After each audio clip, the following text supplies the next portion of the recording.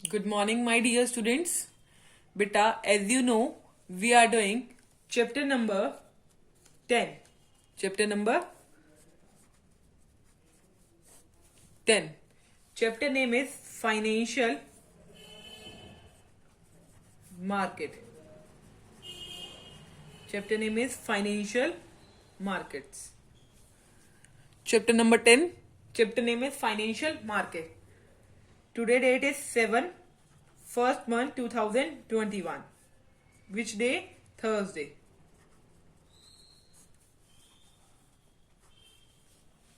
Clear to you, bacha?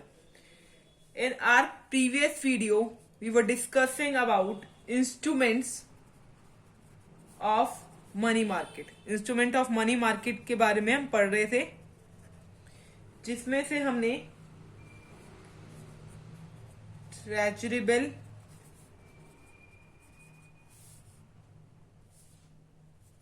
second one is call money, third one is commercial bill. इन तीनों bill के बारे में पढ़ लिया था. ये तीनों बिल हम अपना प्रीवियस वीडियो में पढ़ चुके हैं, बट मैं आपको थोड़ा थोड़ा इनके बारे में बता देती हूँ, फिर हम आगे वाले बिल्स पे चलेंगे अपने. ओके, क्लियर टू यू बच्चा? नाउ ट्रेजरी बिल के बारे में हमने पढ़ा था. ये क्या है? शॉर्ट टर्म बोरोइंग है. ट्रेजरी बिल जो है शॉर्ट टर्म बोरोइंग है, इशूड होती है बाय द आरबीआई. देखो, ये शॉर्ट टर्म बोरोइंग है, ये सारी होती है शॉर्ट टर्म बोरोइंग. क्या है? ये शॉर्ट टर्म बोरोइंग है. Treasury bill is a instrument. ये मैं पहले पढ़ा चुकी हूँ आपको, मैं थोड़ा सा एक्सप्लेन कर रही हूँ जो हमने पिछली वीडियो में करा था. ट्रेजरी बिल क्या है? एक instrument of short term borrowing. ये इशू कौन करता है? आरबीआई इशू करती है. ठीक है, आरबीआई इशू करती है किसके बिहाफ पे? इंडियन गवर्नमेंट के बिहाफ पे. ठीक है, समझ आया? ठीक है. अब इसके बाद हमने ये पढ़ा था कि ट्रेजरी बिल जो है उसको हम जीरो कूपन बॉन्ड बोलते हैं. जो जीरो कूपन बॉन्ड के बारे में हमने पढ़ा था. जीरो कूपन बॉन्ड में क्या होता है? जीरो कूपन बॉन्ड में हमें स्पेसिफिक रेट ऑफ इंटरेस्ट नहीं बताया जाता. स्पेसिफिक रेट ऑफ इंटरेस्ट नहीं बताया जाता क्योंकि इसमें रेट ऑफ इंटरेस्ट नहीं दिया जाता. ठीक है, इसमें क्या होता है? डिस्काउंट दिया जाता है. ठीक है, जैसे अगर 2 लाख रुपीज है, ठीक है, 2 लाख रुपीज लिए गए, आरबीआई ने 2 लाख रुपीज लिए पब्लिक से. ये किसको दिया जाता है? बैंक को दिया जाता है, ये पब्लिक को. शॉर्ट टर्म बोरोइंग हम इशूड बाय आरबीआई किससे लेती है? बैंक से या पब्लिक से. जैसे अब आरबीआई ने बोरोइंग ली 2 लाख बोरोइंग चाहिए, बट उसने 1,90,000 बोरोइंग ले ली. ठीक है, जो 10,000 जो डिस्काउंट हो गया है. ठीक है, 10,000 डिस्काउंट हुआ. अब हमने दिए तो पब्लिक ने दिए कितने? 1,90,000, बट उनको मिलते हुए उनको कितने मिलेंगे? 2 लाख मिलेंगे. 10,000 का डिस्काउंट हुआ, इसको कोई भी रेट ऑफ इंटरेस्ट नहीं मिला.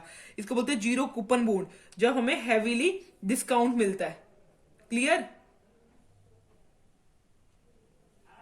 इसको इंटरेस्ट रिसीव भी मान सकते हो. क्लियर बच्चा? इसको जीरो कूपन बॉन्ड बोलते हैं. ठीक है, ये क्या होता है? एक प्रोमिसरी नोट होता है. क्या होता है? ये प्रोमिसरी नोट होता है. ठीक है, ये एक नेगोशिएबल इंस्ट्रूमेंट है. नेगोशिएबल वर्ड को याद रखो, ट्रांसफरेबल इंस्ट्रूमेंट है.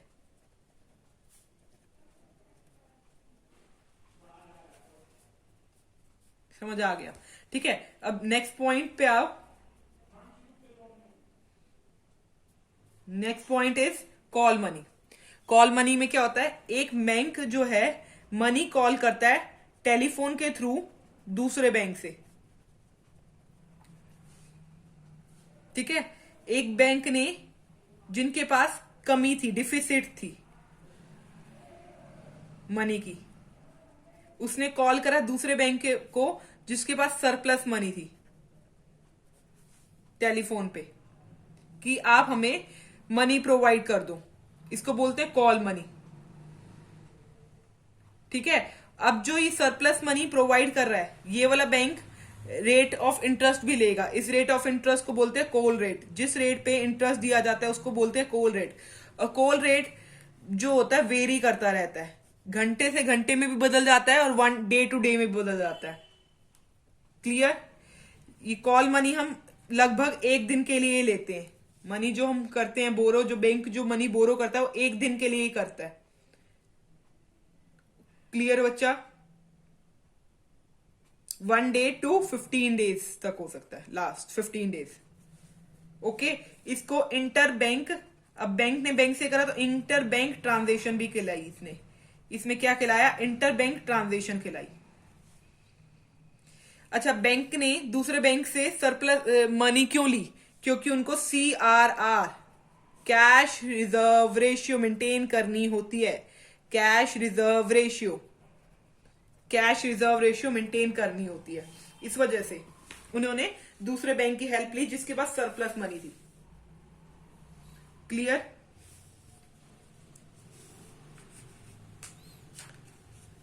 ओके, थर्ड पॉइंट हमने पढ़ा था कमर्शियल बिल। कमर्शियल बिल किसे कहते हैं? देखो, कमर्शियल बिल कौन यूज करता है? जब एक बिजनेस फर्म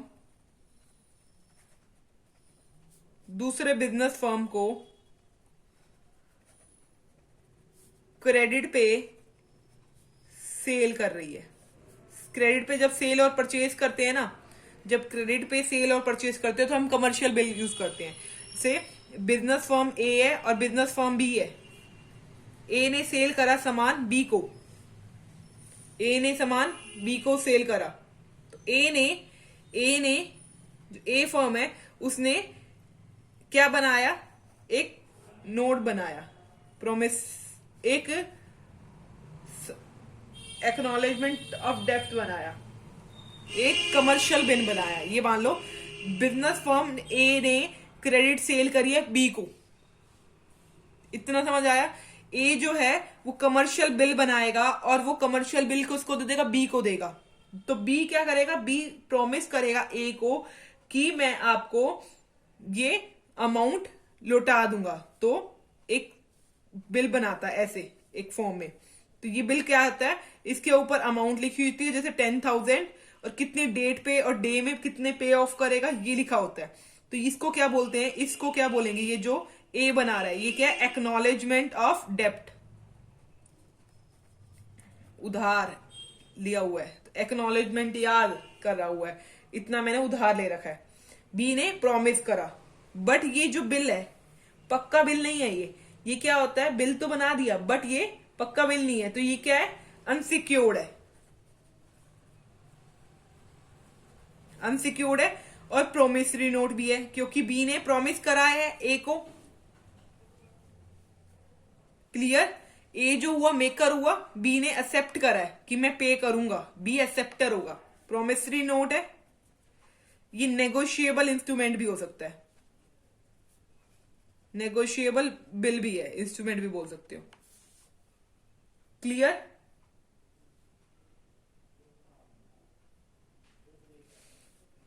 बी जो है लाइबल है to pay the payment, okay, on specified date in a future.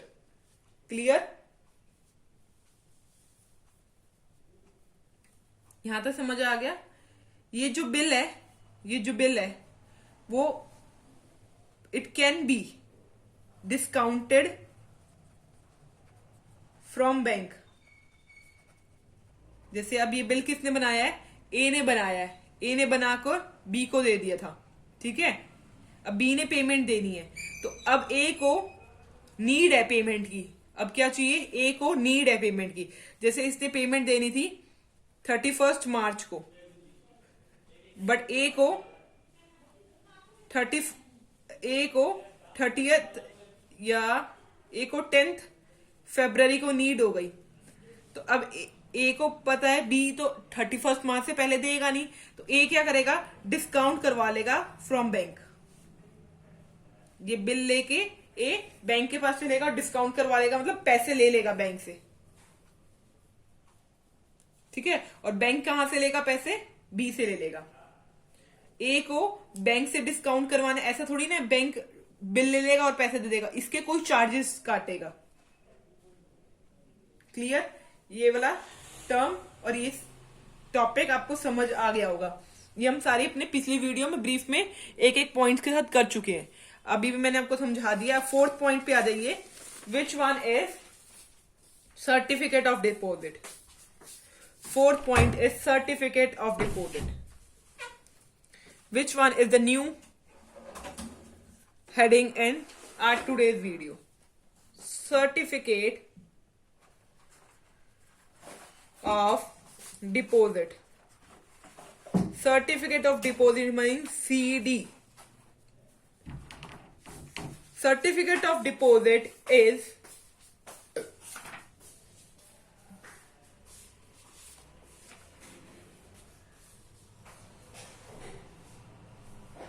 bearer document। जो 1 मार्क्स की डेफिनेशन बता दी हर एक, उसमें मैं इसमें भी बता रही हूं। Certificate of deposit, bearer document issued against the deposits kept by the companies and institution।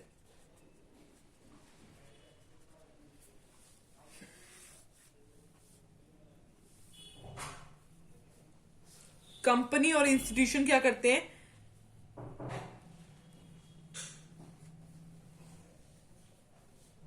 bearer document issued against the deposit kept by the company and institution।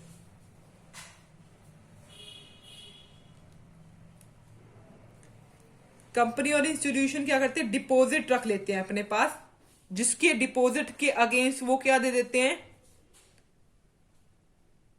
Document दे देते हैं, जिसे बोलते हैं बियरर डॉक्यूमेंट। अब आपको इसके बारे में समझने की नीड है। फर्स्ट पॉइंट, ये अनसिक्योर्ड होता है, नेगोशिएबल होता है और शॉर्ट टर्म इंस्ट्रूमेंट है।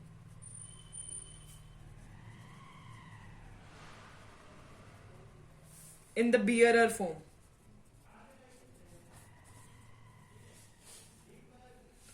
इशू कौन करता है इसको? Issued by commercial bank.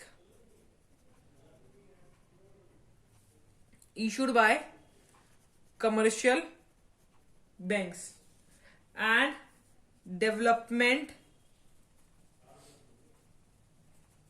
Financial institution against the deposit kept by the companies and institution।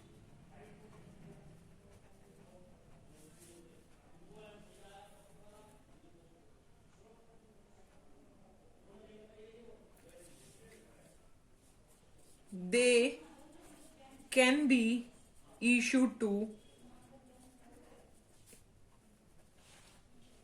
individual and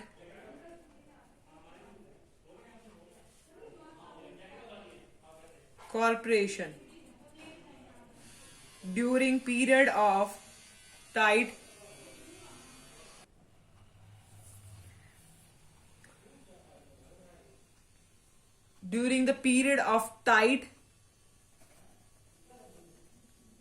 liquidity, when the deposit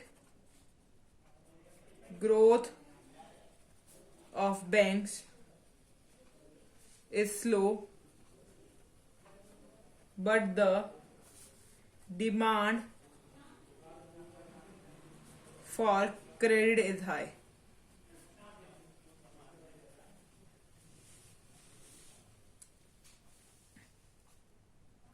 Last point in this only, they help in raising large amount of money for short period।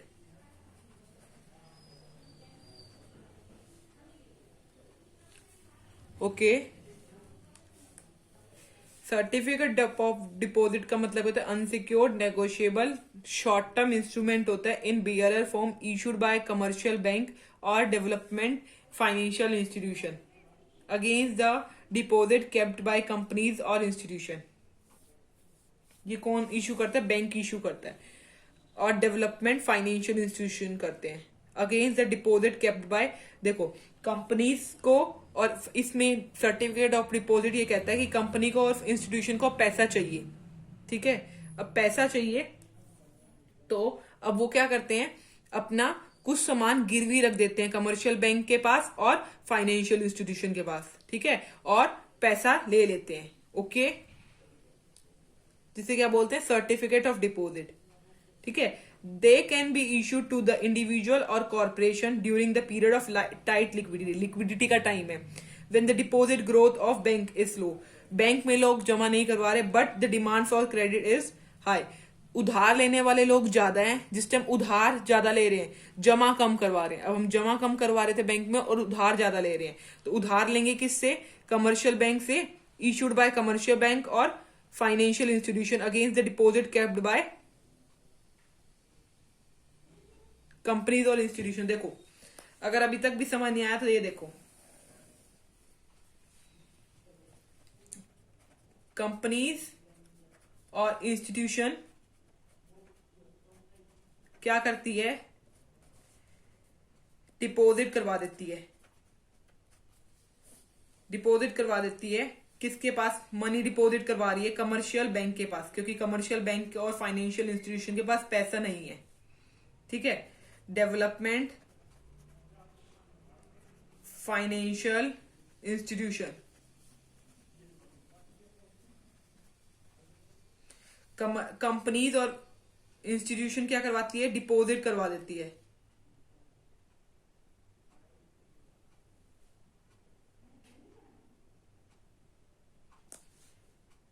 कुछ amount commercial bank के पास और financial institution के पास, ये deposit के बदले हम ये क्या देते हैं? इसको क्या देते हैं? सीडी देते हैं, सर्टिफिकेट ऑफ डिपॉजिट देते हैं। Clear?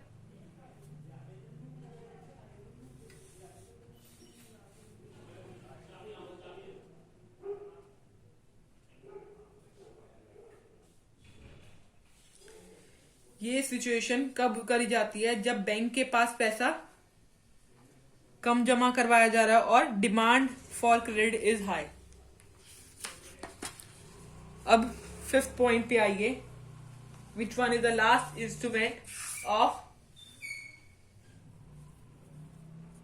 Instrument of money market is commercial paper. Commercial paper,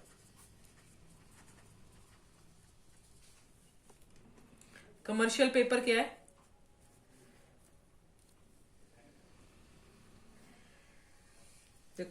commercial paper एक short term unsecured negotiable promissory note है।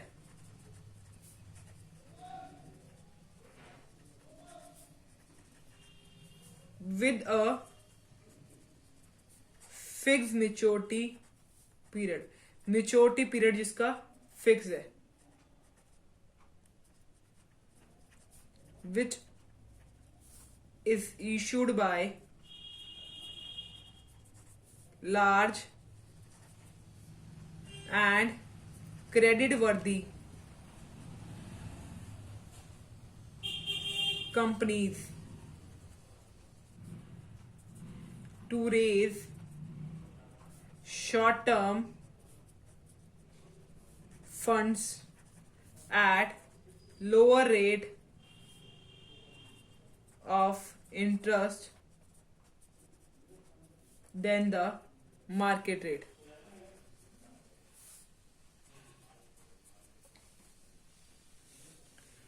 देखो, पहला हमने पढ़ा short term, second one short term unsecured. Short term unsecured है ये, प्रोमिसरी नेगोशिएबल प्रोमिसरी नोट है। ये प्रोमिसरी नोट है with a fix maturity period. इसका फिक्स मेच्योरिटी पीरियड होता है। मेच्योरिटी पीरियड कितना का होता है? 15 to 1 ईयर का होता है। Which is issued by large and creditworthy company. जो बड़ी बड़ी कंपनी होती है वो ये इशू करती है। क्यों करती है? To raise short term funds raise करती है वो at lower rate of interest than market rate. Market rate अगर जैसे 15% दे रहा है तो लोअर रेट, इससे कम रेट में वो पैसा लेती है। क्लियर?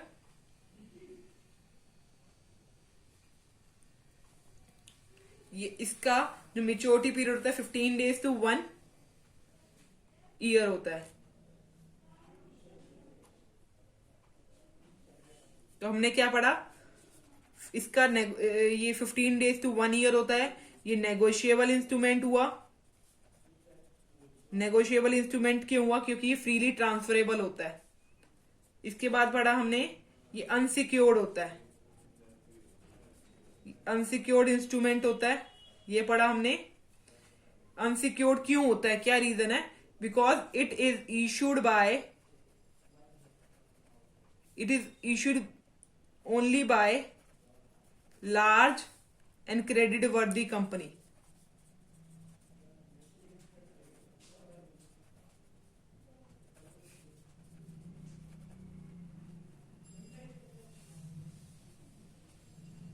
Clear to you? देखो, ये एक लार्ज कंपनी है। कंपनी ए लिमिटेड ने ये इशू करा। ए लिमिटेड कंपनी ने क्या करा? कमर्शियल बिल इशू करा। कमर्शियल पेपर है, ध्यान रखना, कमर्शियल पेपर इशू करा। ठीक है? और इसने कमर्शियल पेपर इशू करा किसी पब्लिक को। ठीक है? पब्लिक को कमर्शियल पेपर दे दिया। कमर्शियल पेपर पब्लिक के पास आ गया। पब्लिक ने इसको क्या दिया? पैसा दिया। ठीक है? इसने क्या करा? इसको पब्लिक से कितने रुपए ले लिए? इसने लिए 8,000 रुपीज। पब्लिक ने कंपनी को 8,000 रुपीज दे दिए। कंपनी ने कहा जब रिडीम होंगे, जब रिडीमेबल की अमाउंट आएगी, रिडम्पशन की अमाउंट आएगी, जब रिडीम होंगे ये, तो हम आपको 10,000 अमाउंट देंगे। तो ये क्या हुआ? Sold at discount. तो लिखेंगे it is sold at discount. Discount पे सोल्ड होते हैं। एंड रिडीम्ड एट पार पे रिडीम्ड होते हैं। जब भी पब्लिक जो है वो इंटरेस्टेड होती है कमर्शियल पेपर लेने में के लिए और अमाउंट देने के लिए कंपनी को। अच्छा, जो कंपनी है इसने पैसा पब्लिक से लिया क्यों? शॉर्ट टर्म के लिए उसको पैसा क्यों चाहिए?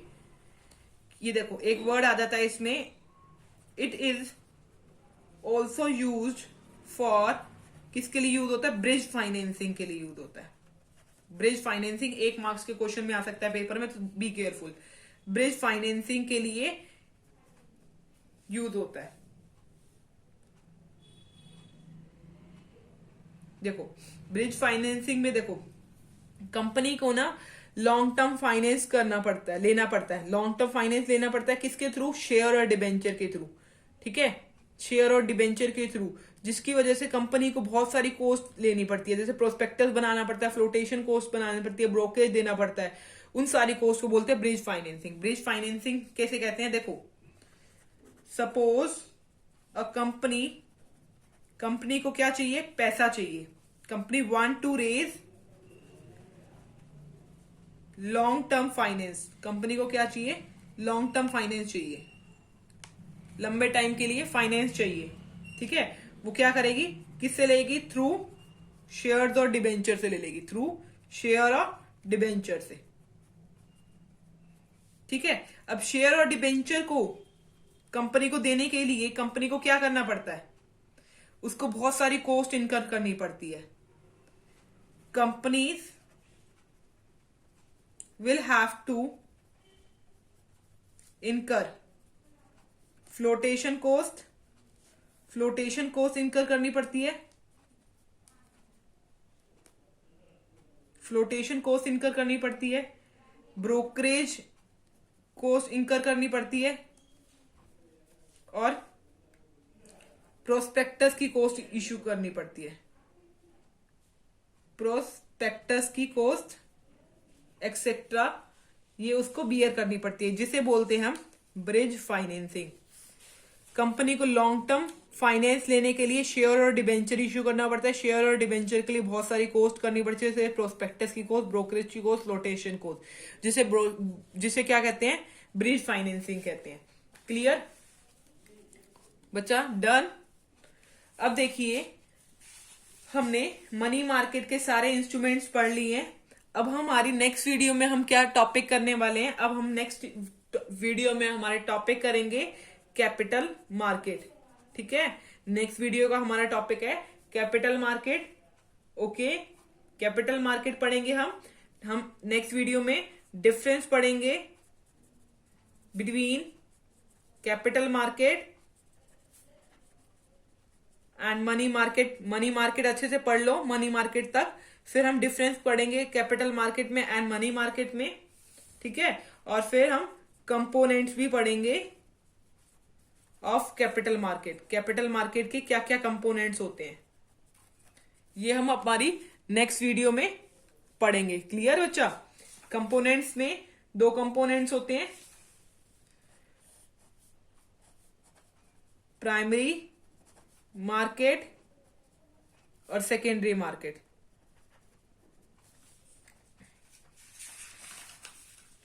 ओके, ये हम अपनी नेक्स्ट वीडियो में पढ़ने वाले हैं। Okay, till then you should revise till money market. Okay बच्चा, थैंक यू वेरी मच।